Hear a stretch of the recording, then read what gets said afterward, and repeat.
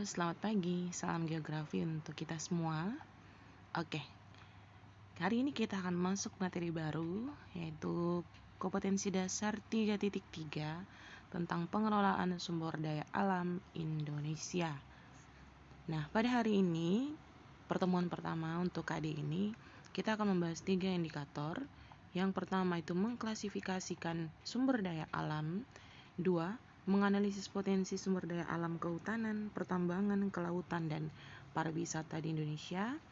Yang ketiga, menggambarkan persebaran sumber daya alam kehutanan, pertambangan, kelautan, dan pariwisata di Indonesia. Oke, kita lihat slide yang berikut.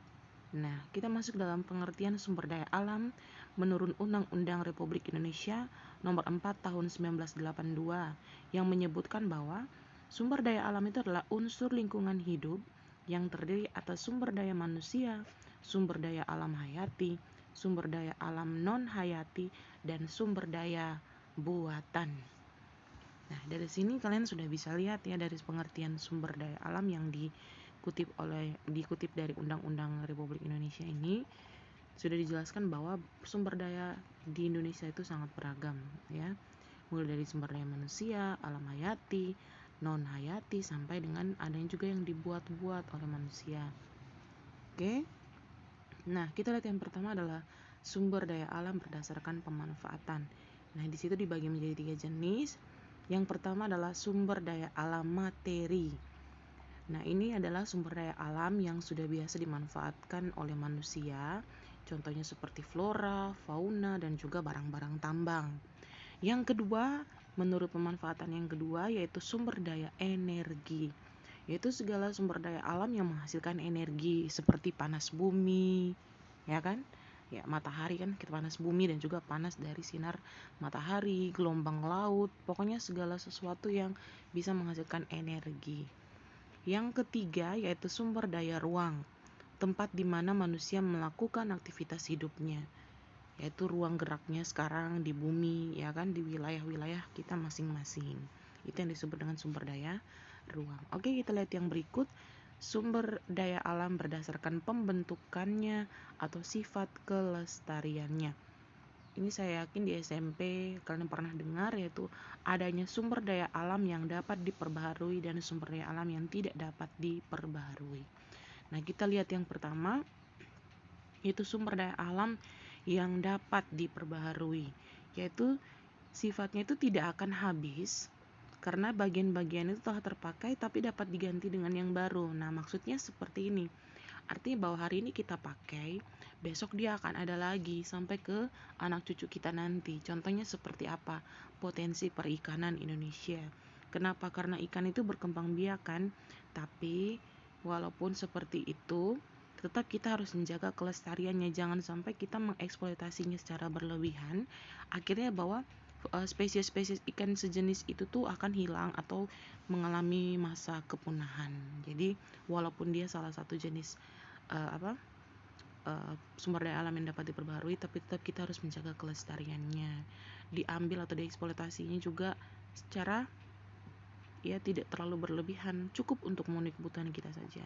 Selain perikanan dan juga kehutanan, yaitu flora dan juga fauna-fauna lainnya. Terus yang kedua, yaitu sumber daya alam yang tidak dapat diperbaharui. Artinya bahwa kita ambil sudah habis, tidak akan ada lagi gitu. Tidak bisa digunakan secara terus-menerus. Jadi lama-kelamaan ya pasti akan habis dan tidak dapat dihasilkan sendiri oleh manusia. Contohnya seperti adalah barang-barang tambang, seperti minyak bumi, gas bumi, dan juga mineral-mineral dari dalam perut bumi yang dikeluarkan saat gunung meletus. Nah, seperti emas, nikel, besi, dan juga sejenisnya. Nah, itu kan butuh proses yang lama adik-adik, tidak setiap hari kan gunung meletus. Itu memerlukan waktu bisa sampai puluhan tahun untuk kita prediksi gunung itu meletus, atau bisa juga disebabkan oleh pergerakan lempeng. Nah, itu juga bisa mempercepat letusan gunung berapi, tetapi kan tidak bisa diprediksi gitu kan. Nah, jadi ini masuk dalam sumber daya alam yang tidak dapat diperbaharui. Makanya harga emas tuh melunjang naik, tidak akan pernah turun harganya, tapi akan selalu naik. Begitupun dengan berlian dan juga barang-barang mineral tambang lainnya. Yang berikut adalah sumber daya alam berdasarkan jenisnya. Nah, sudah dijelaskan di pengertian tadi yang yang dikutip dari Undang-Undang Indonesia, yaitu adalah sumber daya alam non hayati dan sumber daya alam hayati. Kita lihat yang pertama, sumber daya alam non hayati, yaitu sumber daya alam yang bersifat fisik, yaitu benda-benda mati yang ada di lingkungan hidup sekitar kita, yaitu seperti contohnya barang-barang tambang tadi, tanah, batu-batu mulia, dan juga segala sesuatu yang bersifat fisik. Contohnya seperti cuaca iklim kita juga masuk dalam sumber daya alam ya. Karena apa? Karena juga memberikan kontribusi untuk kehidupan manusia. Contohnya hujan, ya kan? Dan juga bencana-bencana. Jangan kalian berpikir bencana selalu memberikan dampak negatif. Tidak. Tapi itu juga bisa memperkaya ilmu kita. Bisa juga kita mempelajari lebih dalam dan bisa ditemukan cara-cara untuk bisa memprediksi bencana yang seperti itu, sejenis itu di suatu saat nanti gitu. Bisa kita jadikan untuk riset, penelitian, dan juga lain-lain. Nah, yang berikut adalah sumber daya alam hayati, yaitu segala sumber daya alam yang sifatnya hidup. Ya, dia bersifat hidup, yaitu hewan dan tumbuhan atau flora dan fauna. Oke, kita next. Nah, kemudian ada tadi yang dikatakan juga di pengertian yang diangkat oleh Undang-Undang Republik Indonesia, yaitu sumber daya manusia. Seperti apa itu sumber daya manusia? Yaitu adalah sistem integral yang membentuk suatu organisasi untuk mengelola sumber daya alam tadi. Misalnya kita temukan ada organisasi BLH, Badan Lingkungan Hidup, ya kan? Dan di situ mereka berkonsentrasi untuk melihat atau mengkaji segala fenomena yang terjadi di lingkungan hidup, baik itu yang positif maupun yang negatif. Nah, di sini maksudnya di situ artinya bahwa manusia-manusia yang bekerja untuk mulai dari pemeliharaan, pengolahan sampai juga dengan konservasi atau perbaikan kembali. Terus yang berikut adalah sumber daya buatan, yaitu sumber daya alam yang telah ditingkatkan daya gunanya untuk memenuhi kebutuhan manusia dan kepentingan pertahanan negara. Nah, contohnya itu seperti kita membuat waduk, ya kan? Kita buat waduk, itu adalah buatan, danau buatan. Digunakan untuk apa? Cadangan air ketika musim kemarau yang panjang gitu. Jadi kita buat danau-danau buatan itu tujuannya itu adik-adik. Terus yang berikut kita misalnya bikin batas-batas laut. Ya kan? Ada batas laut teritorial seperti yang kita sudah pelajari di bab 1 kemarin kan? Nah, di mana kita membagi zona-zona itu supaya tidak bisa dilewati oleh nelayan kita. Artinya kalau kita melangkah dari zona-zona tadi, kita sudah masuk ke zona atau batas teritorial dari negara kita gitu. Jadi kita cukup mengambil sumber daya laut itu cukup sampai di zona yang sudah ditentukan oleh pemerintah atau ditentukan secara undang-undang gitu. Oke, kita next. Yang berikut adalah potensi dan persebaran sumber daya alam di Indonesia. Kita lihat yang pertama, potensi yang pertama untuk Indonesia adalah sumber daya alam kehutanan. Seperti yang kita tahu bahwa 30% dari Indonesia itu adalah hutan yang besar. Ya, sebagiannya ya dataran seperti sabana, ya kan, dan juga dataran-dataran pegunungan dan lain-lain. Tetapi kita memiliki 30-50% itu adalah hutan yang menjadi sumber daya alam utama Indonesia. Walaupun kenyataannya sekarang tidak seperti itu, makanya tadi saya sebutkan cuma 30% gitu. Nah, sumber daya alam kehutanan dapat diartikan sebagai suatu kesatuan ekosistem berupa hamparan lahan yang berisi sumber daya alam hayati yang didominasi oleh pepohonan dalam persekutuan alam dan lingkungannya. Yang satu dengan lainnya itu tidak dapat dipisahkan gitu. Jadi kita lihat ada hutan. Nah, di dalam hutan itu pasti banyak sekali jenis-jenis fauna dan juga jenis-jenis flora yang tidak bisa terpisahkan. Mereka adalah dua kesatuan yang dua menjadi satu kesatuan yang tidak bisa dipisahkan. Jadi ada juga tumbuhan yang membutuhkan tumbuhan lain. Contohnya seperti adalah tumbuhan heterofrov atau tumbuhan yang dan juga tumbuhan simbiosis mutualisme, ya kan, dia melekat pada tumbuhan lain dan dia tidak bisa terpisah dari tumbuhan itu sebagai sumber makanannya. Oke. Nah, jenis-jenis hutan yang digolongkan berdasarkan fungsi pokoknya itu ada beberapa. Yang pertama adalah hutan produksi. Nah, hutan ini sengaja dikelola untuk menghasilkan kayu ataupun hasil hutan bukan kayu. Hutan ini memang difungsikan untuk sebagai produsen. Yaitu artinya penebangan dan juga penanaman kembali itu sangat diawasi dengan ketat. Kenapa? Karena kalau tidak seperti itu akan menjadi permasalahan global, ya kan? Kita akan kehilangan lahan hutan dan lain-lain. Jadi sengaja dibuat sebagai produksi, misalnya digunakan untuk dibeli atau sengaja untuk dibuat kebutuhan dari pabrik kertas dan juga pabrik-pabrik mebel dan lain-lain. Yang kedua adalah hutan lindung. Nah, ini disengaja juga dikelola untuk mengelola tanah dan air hutan suaka alam yang tujuannya itu untuk melindungi kekayaan keanekaragaman hayati dan juga keindahan alamnya. Kalau ini saya yakin kalian semua sudah tahu ya. Hutan lindung kita kan juga ada, salah satunya ada di Buraen. Itu adalah hamparan hutan yang sengaja dibiarkan seperti itu, tidak boleh dirombak sama sekali. Biarkan dia terjadi seperti itu. Mungkin hanya akan disisakan untuk kita tuh jalur jalan saja.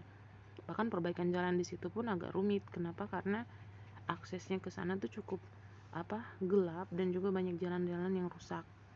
Tapi ya seperti itu, memang harus sengaja seperti itu karena itu disebut hutan lindung, tidak boleh dirombak gitu ya. Terus yang berikut adalah hutan konservasi, yaitu kawasan hutan dengan ciri khas tertentu yang memiliki fungsi perlindungan keanekaragaman dan tumbuhan dan satwa serta ekosistemnya. Nah, ini adalah hutan yang sengaja disiapkan untuk kita tanam ulang kembali tumbuhan-tumbuhan yang mungkin dianggap sudah mulai punah dan kita lestarikan di sini. Nama disebut hutan konservasi. Contohnya seperti tumbuhan-tumbuhan berbatang besar, berdiagram besar, itu kan sudah mulai punah di zaman sekarang kan, karena sudah terlalu banyak pembalakan liar dan lain-lain, sehingga jenis-jenis seperti itu tuh yang sudah mulai punah gitu. Jadi di hutan konservasi ini diperhatikan tumbuh kembang dari segala sesuatu yang sudah mulai hilang. Begitupun juga satwa-satwa punah, seperti contohnya kita punya sekarang yang mulai punah itu adalah komodo, ya kan? Dan juga adalah harimau yang sudah mulai jumlahnya sudah mulai berkurang gitu kan. Di sini hutan konservasi disiapkan untuk mengembangbiakan mereka gitu dan juga melindungi mereka. Nah, yang berikut adalah sumber daya alam pertambangan. Tadi kehutanan ya, sekarang pertambangan. Nah, di Indonesia sendiri juga sangat terkenal dengan pertambangannya. Nah, pertambangan sendiri itu adalah rangkaian kegiatan dalam rangka upaya pencarian, penambangan atau dalam kurung penggalian, pengolahan, pemanfaatan, dan penjualan bahan galian. Jadi dimulai dari pencarian sampai dengan penjualan itu dilakukan di bagian pertambangan tadi. Nah, seperti apa? Nah, pengelompokan bahan galian itu digolongkan menjadi 3 jenis, yaitu A, B, dan C. Bahan galian golongan A itu adalah bahan galian strategis. Ya, artinya strategis. Strategis, beda lagi dengan strategis, yaitu strategis seperti contohnya minyak bumi,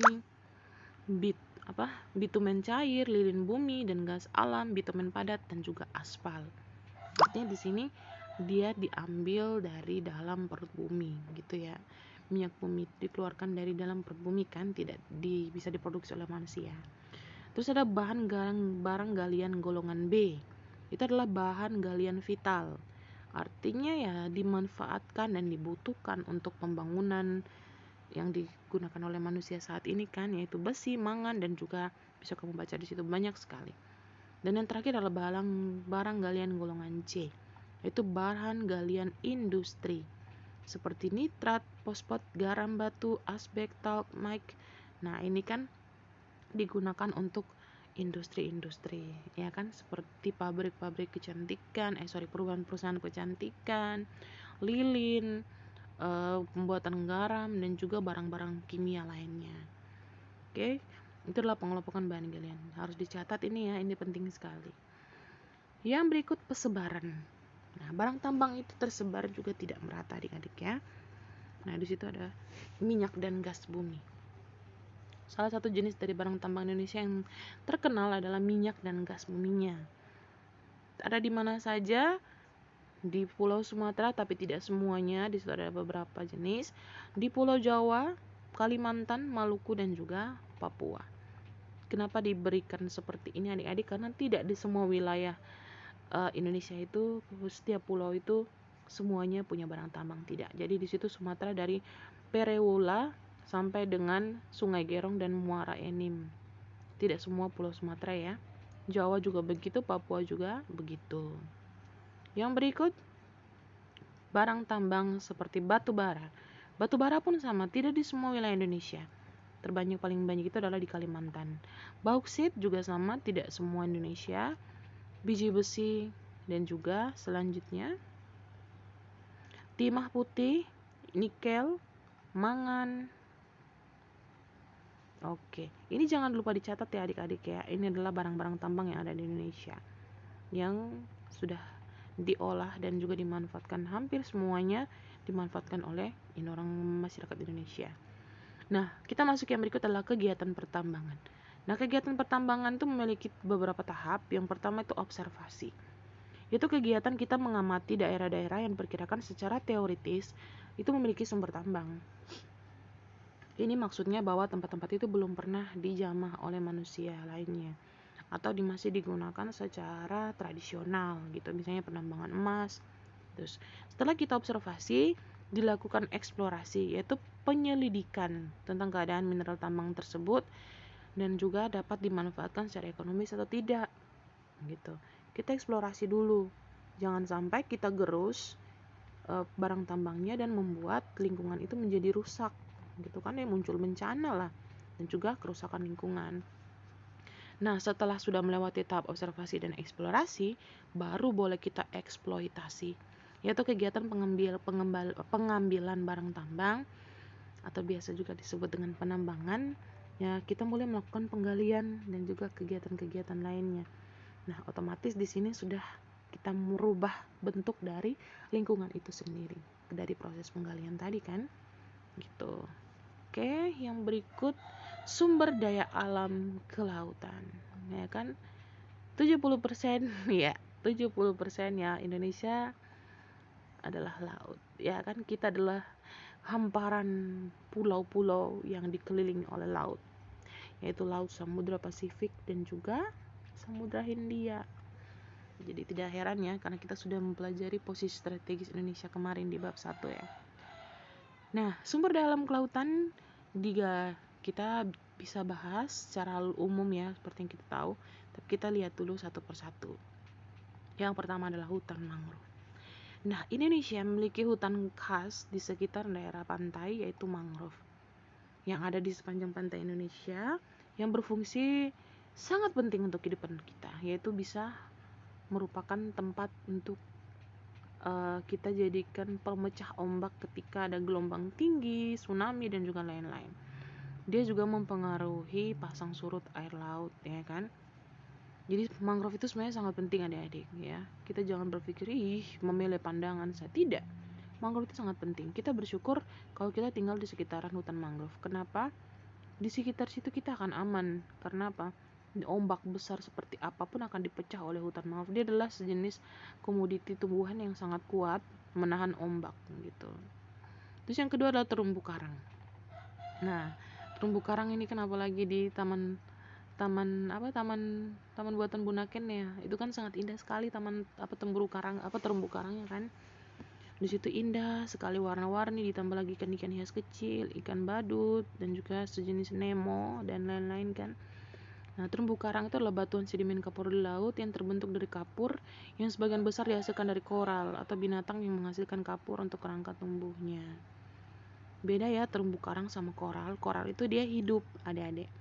Ketika dia mati atau mulai dia kehilangan ya, sudah mati ya pastinya dia akan menjadi terumbu karang. Atau biasa di pantai kita lihat ya serpihan-serpihan dari terumbu karang, itu adalah koral-koral yang mati. Yang kedua adalah lamun. Itu adalah sejenis padang rumput di daerah pantai yang terendam oleh air. Nah, dia tumbuhan tinggi yang sudah sepenuhnya menyesuaikan diri dengan terendam di dalam lautan. Padang Lamun. Dia itu seperti rumput yang tumbuh di dalam laut gitu adik-adik. Nah, yang berikut adalah sumber daya alam pariwisata.